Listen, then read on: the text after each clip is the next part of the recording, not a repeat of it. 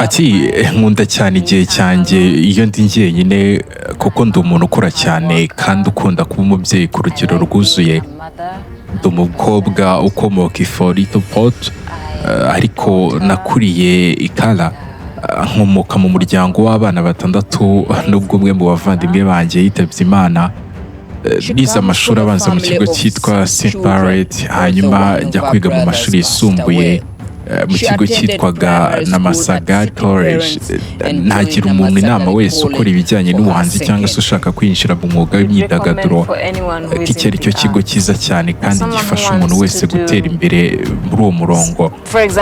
Padiri Games yari ifite uburyo bwihariye bwo kudutoza no kuduhindura abantu b'ingirakamaro. Father Grimes just had a way of molding us into the things we've become today. And you know, when you're young and you're at school, you don't see some of these things. Akadufasha kuba bo turi bo uyu munsi, kandi ikiri buto uri ku ishuri hari byinshi utahita ubona cyangwa ngo ubyumve neza icyo gihe. Dore impamvu biteye bityo n'amateka yagiye amuvugwaho atarigeze avugwaho na benshi. Bamwe bati kubera kubura umwana we ntabwo yigeze yongera gushaka ukundi. Bamwe bati kubera urubyaro rutigeze rumuhira yabayeho ubuzima bwuzuyemo igisa nk'akarengane, kutamenywa cyangwa se kwitabwaho, ni ibintu byagiye bimujya kure cyane. Ariko si wamungane, ubundi ni muntu ki? Kubera icyisanze mu rugendo rw'ubuzima rusa nkaho rutoroshye kugeza uyu munsi, abarizwa he? Ari he? Aracyakora umuziki nk'uko byahoze? Birashoboka ko kimwe mu bintu twahawe muri ino si na n'uyu munsi tugifite tutazigera dutakaza mu buryo bworoshye, ari ijwi. Ariko bibagatangaza iyo buri mwe ufite iryo jwi abashije gusobanukirwa uburyo ki iryo jwi rishobora gukora, rigatuma bamwe mu bantu bamukunda, bakamuririmba, bakamuvuga, bakamumanika mu nzu ku nkuta mu buryo udashobora gutekereza. Juliana Kanyomozi asa nk'uwatsinze ibyo byose. Yaragiye aravugwa, arakundwa, aravugwa, arandikwa, ibinyamakuru sinakubwira. Ni umugore wavutse tariki ya 27 Ugushyingo 1980. Umuririmbyi, umwanditsi w'indirimbo mu nganzo sinakubwira. Uyu ni n'umukinnyi wa filime ndetse akaba n'umucuruzi wo muri Uganda, azwi cyane nk'umwe mu bantu bagize uruhare rukomeye cyane mu gutangiza no guteza imbere umuziki mu gihugu avukamo. Avukira mu mujyi wa Forito Porto, ni mu burengerazuba bwa Uganda, akaba ari uwa kabiri mu bana 6 bavukana. Amashuri abanza yayize ku ishuri ribanza ryitiriwe City, risigaye ryitwa Aria. Akomeza amashuri yisumbuye ku cyiciro rusange ku ishuri rya Bugema. Naho icyiciro cya kabiri cy'amashuri yisumbuye yakize ku ishuri ryitwa Namasangiri, riri mu karere ka Kumiri district.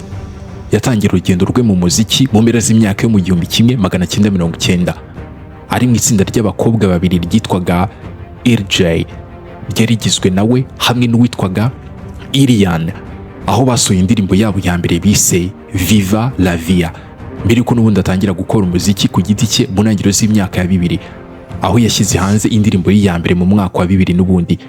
Izina rye ryaje kumenyekana cyane nyuma y'indirimbo zikunzwe n'abatari bake zirimo Mama w'abana ndetse n'ibihangano binini by'umuziki birimo na Bikowa, Kanyimbe na Beats and Peers.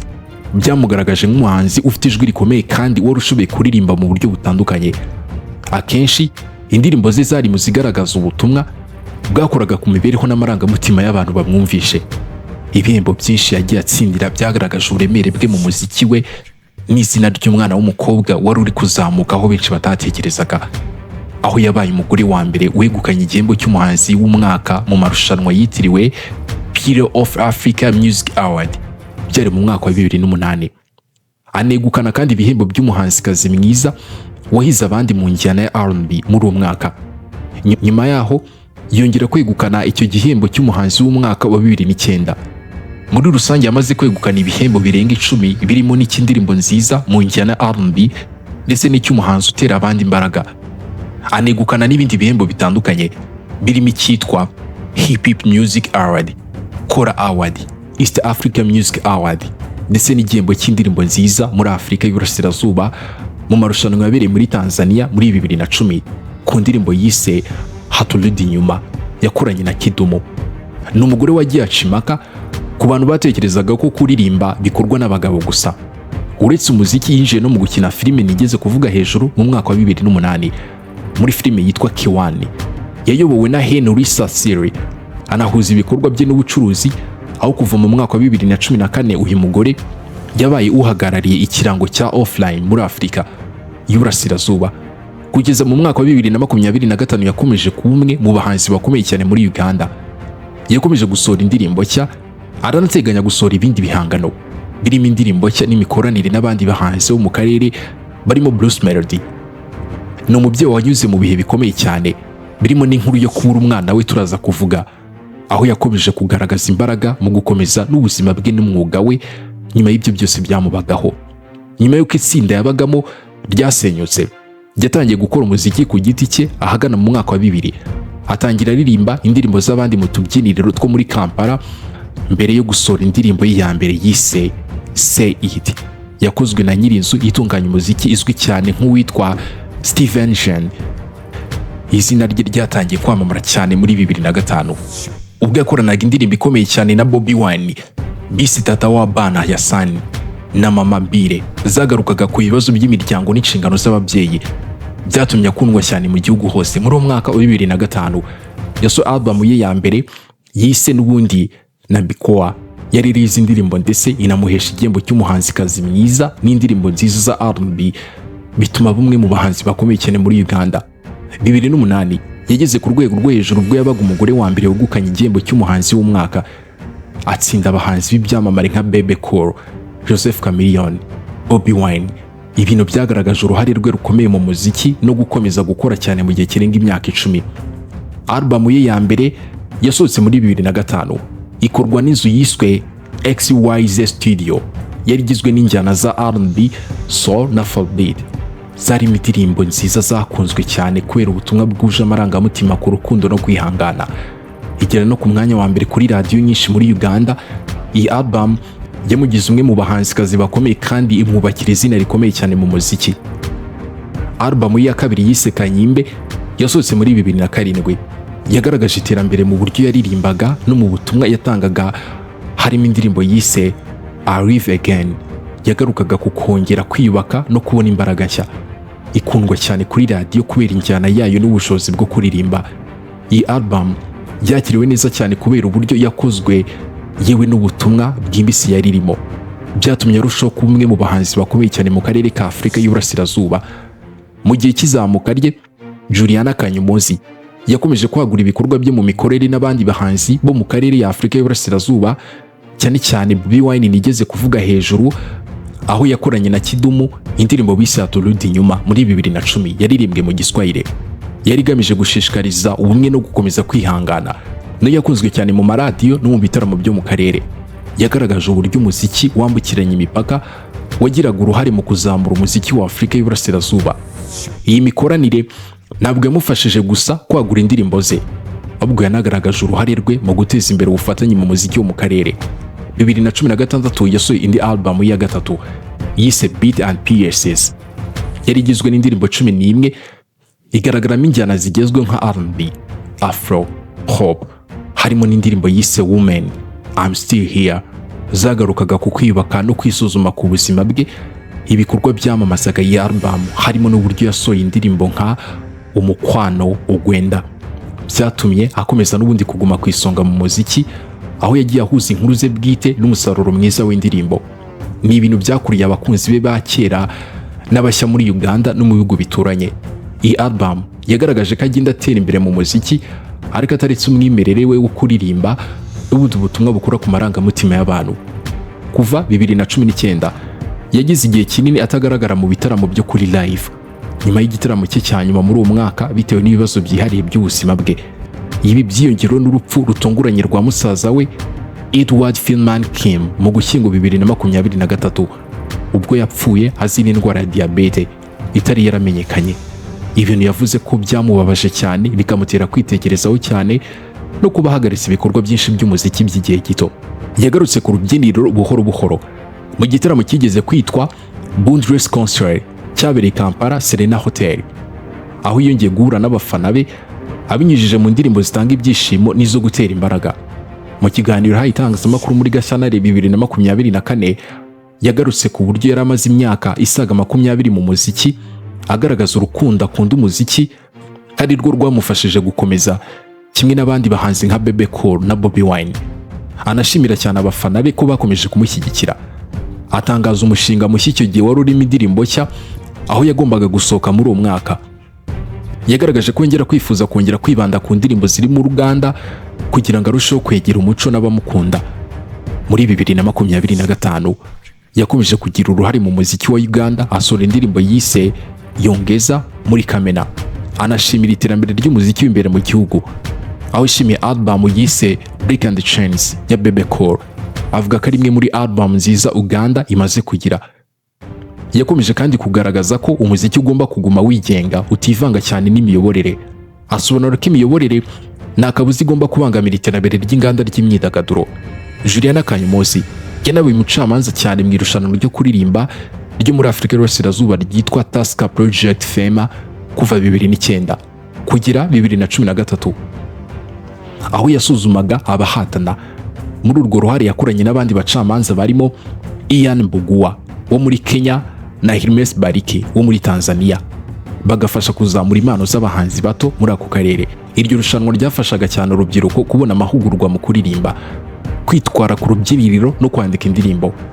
Ni ibintu byatumye riba isoko y'impano nshya mu muziki wa Afurika y'Uburasirazuba. Juliana Kanyomozi yashatse umugabo ariko ahitamo kugumana ibanga mu mwirondoro we kugira ngo arinde ubuzima bwe bwite ku muryango we, cyane cyane ibijyanye n'ikoranabuhanga. Afite abana 2 bizwi b'abahungu, ariko umuhungu we wa mbere nigeze kuvuga hejuru, Rafael Kabogo, yitabye Imana tariki ya 20 Nyakanga 2014 apfiriye mu bitaro bya Aga Khan Hospital nyuma yo kujyanwamo kubera ibibazo bya sima. Juliana yigeze kuvuga ku mugaragaro ko urwo rupfu rw'umuhungu we rwamuhinduriye ubuzima burundu, aho mu kiganiro cyo muri 2023 yavuze ko yabanje kubitekereza nk'inzozi mbi. Turaza kubivuga hepfo.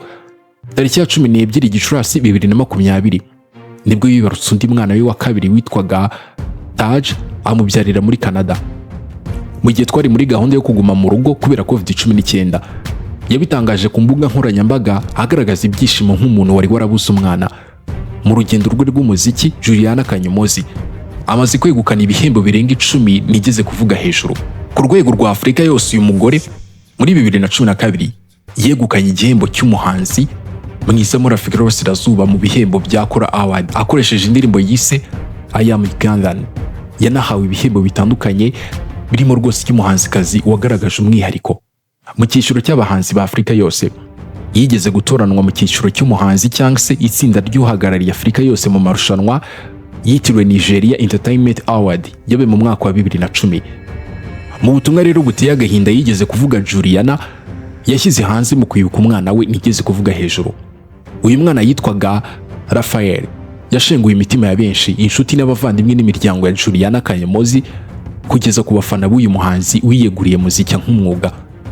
Juliana yamubyaranye n'uwahoze ari umukunzi we Amon Lukangwa, yaguye mu bitaro bya Aga Khan biri Nairobi muri Kenya. Yavuze uburyo ki atigeze yoroherwa na gato no kwakira inkuru y'urupfu rw'umwana we wamwibagizaga ibihe bibi akamushyira mu munezero udashira. Kamukumbuye ati ibihe nawe yarazi ko atazongera kubibona. Yagize ati uyu munsi marayika wanjye amaze imyaka 4 ari mu ijuru kandi nibyigeze binyorohera. Ati nzirikana urwenya rwawe, ubumuntu no kwisanzura kwawe, ubushobozi bwawe bwo kurema inshuti mu mungana kugeza no kuba kuruta. Ati wari mwiza kurenza umuntu uburyo ki yabyumva. N'amagambo umubyeyi wese ashobora kuvuga. Juliana kandi yagaragaje ko hari ibihe byiza yagiranye n'uyu mwana we, uburyo ki yaramukumbuye. Yongera ko umwana we yakundaga kumubwira ko ari umubyeyi mwiza. Ati nkumbuye guhoberwa nawe, ibimenyetso n'ubutumwa byavaga ku birenge byawe. Ati buri gihe wambwiraga ko ndi umubyeyi mwiza w'ibihe byose. Ntabwo nzi icyo nakoze ngo mabwe iki gihano. Ngenzi ko nakoze ikintu cyiza nkunda mu buzima bwanjye ku isi yose, ari byo kukubera umubyeyi. Ibyatumye avuga ko azirikana ko abandi babyeyi nkawe babuze abana babo, asaba Imana gukomeza kubatiza imbaraga. Ati ndamya ko Imana yamaga umugisha ubwo yakumaga. Kuri uyu munsi ntacyo nakora, ariko ndabizirikana, nkanazirikana n'abandi babyeyi babuze abana babo. Ati nibyo koko tuzapfa, ariko ikindwaza umutwe kurushaho ni ukubura umwana aho unanirwa kubyakira. Imana ikomeze kudutiza imbaraga twese. Ruhukira mu mahoro mwana wanjye. Uyu mwana wa Juliana Kanyomozi yagejejwe ku bitaro i Nairobi tariki ya 9 Nyakanga 2014 ubwo yari avuye ku ishuri atameze neza. Icyo gihe akaba yari ahabwa ubuvuzi bw'ibanze bw'indwara ya asima yarasanganywe. Tariki ya 13 Nyakanga ababyeyi be bafashe indege bamujyana muri ibyo bitaro mu mujyi wa Nairobi muri Kenya, aho yagiye atakibasha no kuvuga. Icyo gihe abaganga b'ibitaro bakoze ibintu byose bishoboka ngo bamuvure baramira ubuzima, ariko batangaza ko uruvangikirane rw'imiti yahawe rwaciye intege umutima we n'ibihaha, ari nabyo byateje ikibazo cy'umutima guhagarara yagize kenshi mbere y'uko ashyiramo umwuka. Yitabye Imana tariki ya 20 Nyakanga 2018. Rumwe mu rugendo avuga ko atazibagirwa n'uru n'urugendo yavuze.